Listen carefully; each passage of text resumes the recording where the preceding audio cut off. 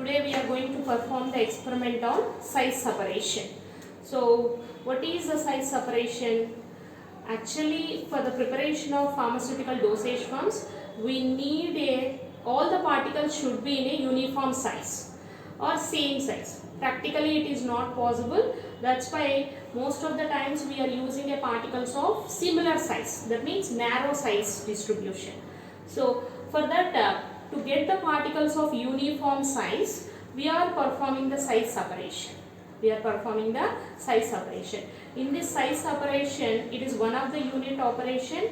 So by using this operation, we are converting the material of mixture of particles of different sizes into uniform size. So that is known as size separation. Size separation is one of the unit operation. In this, the particles of different sizes of mixture will be separated into different size ranges. So here for this purpose, for size separation, so what is the need of what is the objective of size separation means? So while preparing a different dosage forms, we need to get a particles of uniform size. Otherwise, if the particles are in different sizes means the dose of the drug will be varied. So if the particles are larger means we get a high dose. Small particles means we get a low dose. So that's why for a uniform dose we need a uniform particles. And another thing, for uniform flow properties, while compression of the tablets, the material has to be comes from a hopper to the dye cavity. So while preparing a tablets also we need a flow properties. For a uniform flow properties, the particles should be in uniform size. So if there is a change in the particles, what will happen? The dose will be varied, the flow properties will be varied. Another thing, the particles, the packing size is also varied. So that's why we need to perform the size separation after the preparation, after size reduction process. Actually, in dosage forms, we are performing the first unit operation, that is the size reduction. With that size reduction, we did not get the particles of all the same size. So to get the same size, after size reduction, we need to perform size separation. In this size separation, the most widely used method is sieve method, sieve shaker method. So this is the sieve shaker. In this we have the different parts. One is different standards, different sets of standards. So according to USP or IP, they are standard size.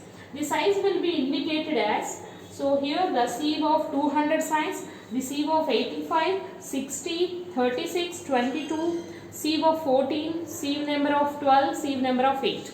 So like that there are number of standard sieves will be present. So what is this number it will indicate means? So here the size always, the sieve size, the sieve number will indicate sieve number. Here if you see the sieve number is 8. It indicates what it indicates. So if you take a centimeter, 2.5 centimeters length of sieve, if you take 2.5 centimeters, in the 2.5 centimeters how many openings will be present? If with the help of scale, if you measured 2.5 centimeters, in that centimeters you have the 8 openings here. That's why it is named as sieve number 8. And always whenever the number is less, the openings are larger in size. So here the sieve length is same, 2.5 centimeters. If it is having a 8 openings means it is a 8 size. So the same sieve, so if you see here, the openings in the 2.5 centimeters is 22 openings will be present. That's why the sieve number is 22. Whenever the openings will be more, within 2.5 centimeters, what will be the diameter of the opening? It will be decreased. So if you see here, the sieve number is 8. That means, so it is having a larger openings. It is a larger sieve.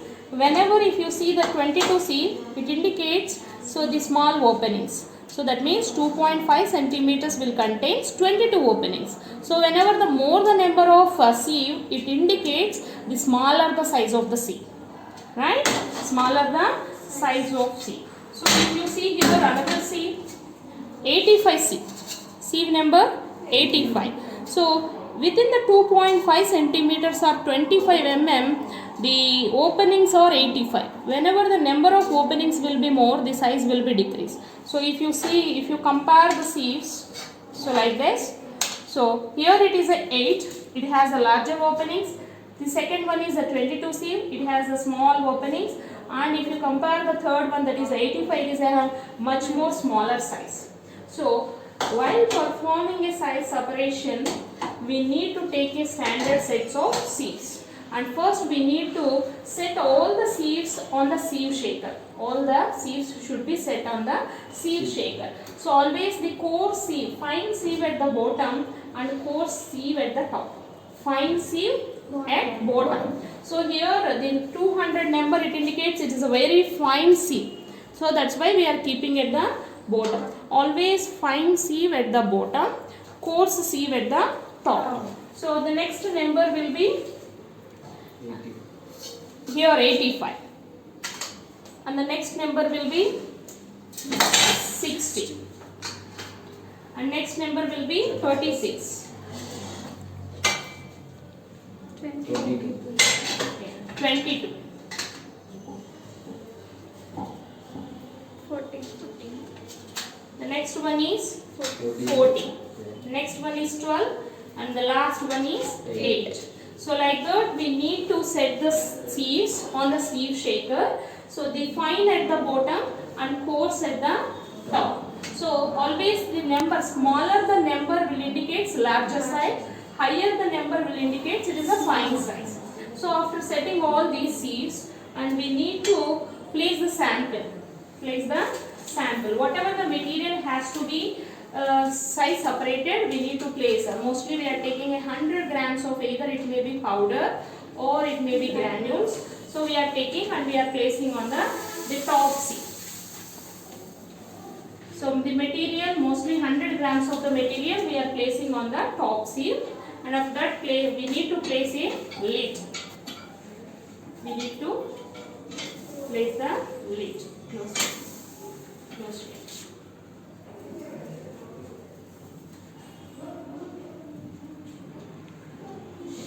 Now we tighten the clamps, and now we need to switch on the sieve shaker and switch on the main.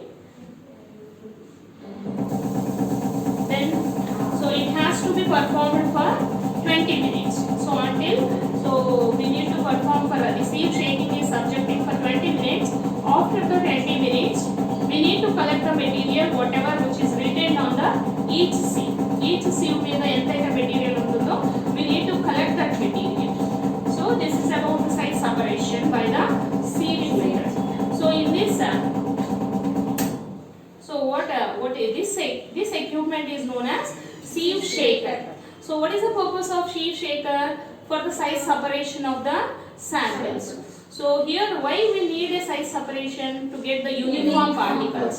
So whenever the particles are uniform, the dose will be uniform, flow properties will be uniform, packing size is also be uniform. So that's why we are performing the size separation. The size separation, in this size sieve shaker we have the different sets of standards. So standard sets of sieves will be present.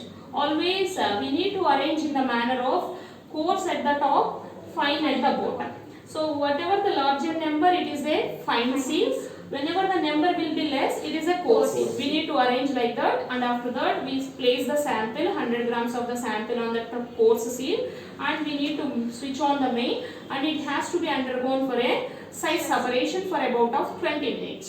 So while performing a sieve separation, the principle involved is the material is subjecting for vibratory motion as well as side tapping and from the bottom. So here the springs will be present, no?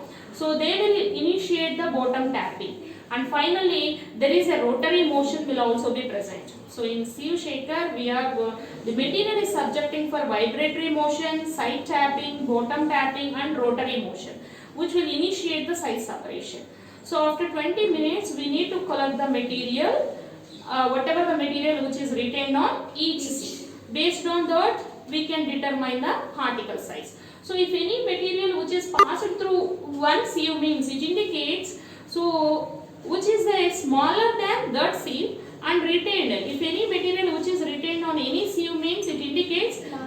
particle size is larger than that seal. That's why it is written. So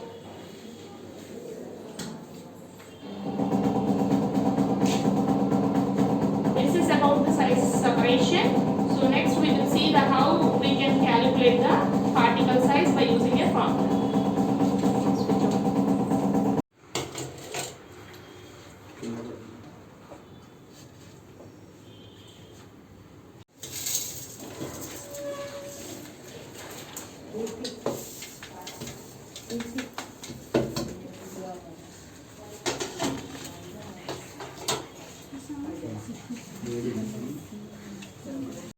The calculation included this experiment.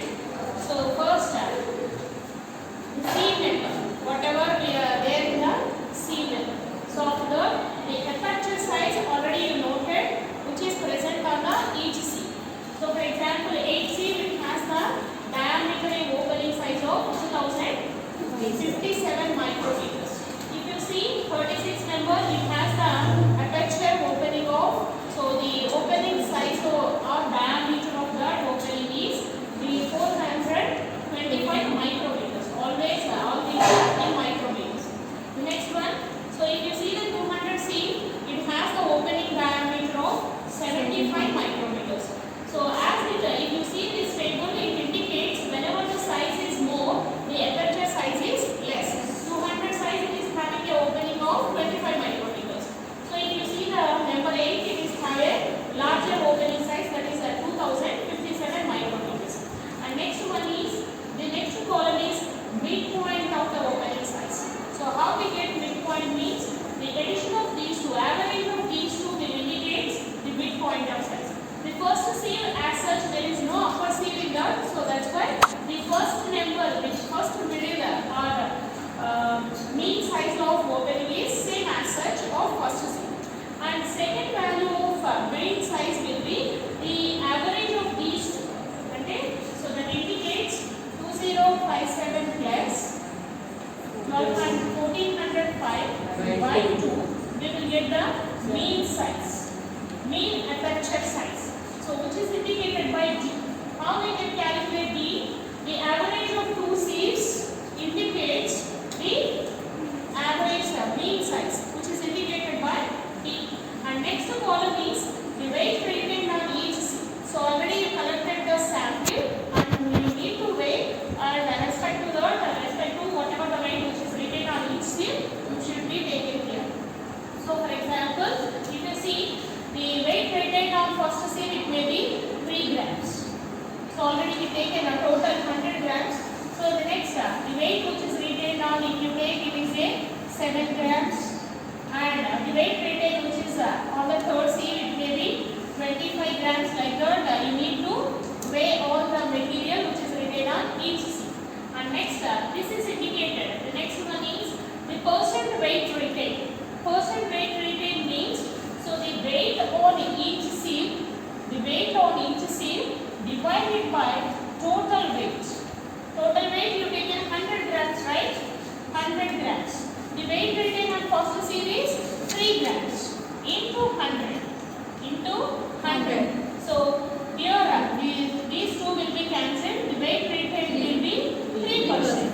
So the percent weight retained is nothing but the weight retained on each seal divided by the total weight of the sample into 100. It will be, here we taken 100 grams, so the percent is also same. So that means 7%, 25%, so like that. Whatever the weight which is retained, which is similar to that of percent weight retained. And it is indicated by the letter of N. And the next column is N into D. That means here we have the second column, third column, that is a D, which is indicated by mean size. And here percent weight retained is indicated as N. Now we need to multiply the weight retained, percent weight retained with the mean size, N into D values. So N into D values. That means, for example, the first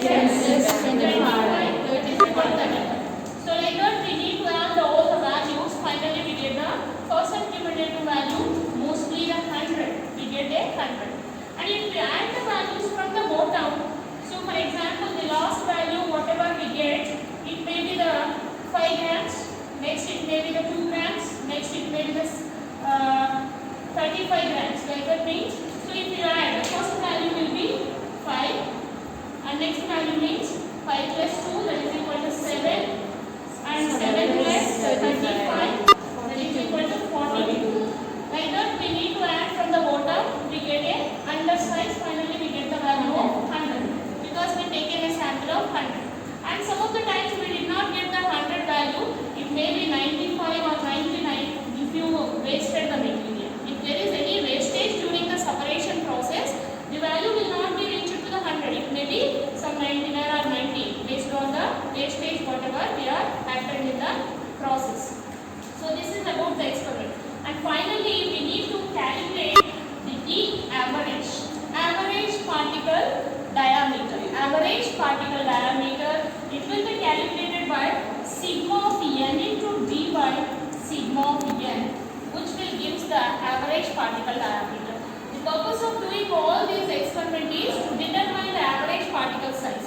How we can calculate the sigma of n into d by sigma of n, then we can get the value of the average particle diameter. So first we need to note down the seed aperture size. From that, and the next one is the weight retained on the each seed. And we need to calculate mean size of 2 seeds. And finally, n into d percent weight retained we need to calculate for this. The weight on each sieve by total weight into 100, we get a percentage value. And this n into d value we will get the next column, n into d. And finally, sum all the values, we can get sigma of n into d. Similarly, percent weight retained will also add all the values, we get a sigma of n.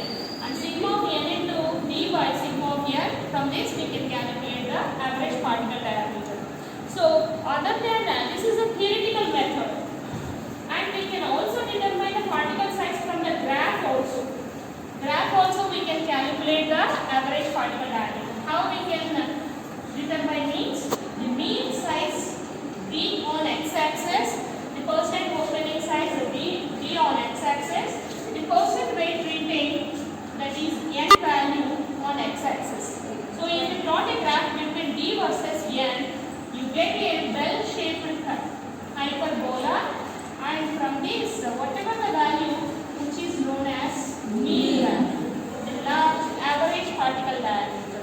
And finally we also get the particle size from another graph, that is the particle size on x-axis and percent cumulative oversize or percent cumulative, and this size percent cumulative undersize.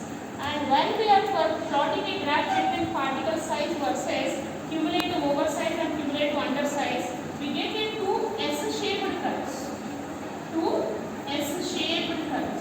The intercept point will indicate average particle diameter. So the average particle diameter can be calculated from 3 types. One is by using a formula. The formula is sigma of n into d by sigma of n, which gives the value of average particle diameter.